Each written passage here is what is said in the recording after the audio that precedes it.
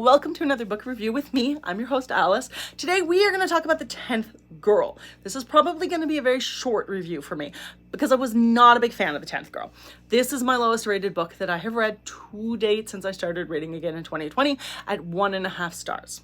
Now, I have a criticism degree. I pride myself on being able to say positive things about every book that I read, as well as having my own personal beliefs. I will preface this by saying these are my opinions. Some people really like this book, and I think that is wonderful.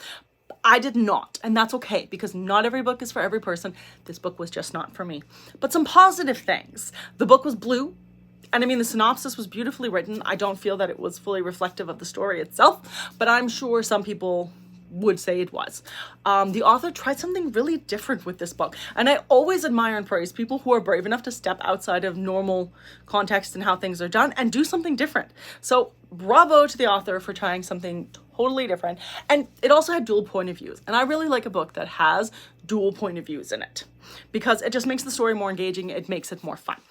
Now we're going to talk about, just briefly, the things that I wasn't as big of a fan of. As I already mentioned, the blurb did not match the story, which frustrates me because I went in thinking I was getting a souffle and I got an omelet, which is not what I want. I didn't really connect with any of the characters.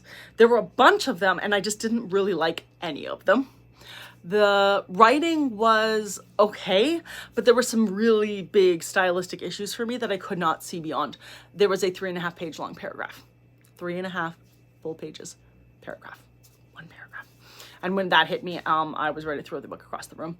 And I just wasn't, I liked the story at first, but I'll be honest, the two point of views really were confusing in this case because they were different people, which is what you expect, but like the timeline felt different, which was weird and complicated, but it wasn't like a different timeline. It was just really weird. And I hated the year and information that they included on those because it didn't feel like it needed to be there. And it was just not my cup of tea. So that's all I'm going to say about this. If you like psychological thrillers and you typically love them, check it out on Goodreads first and then see if it sounds like your cup of tea.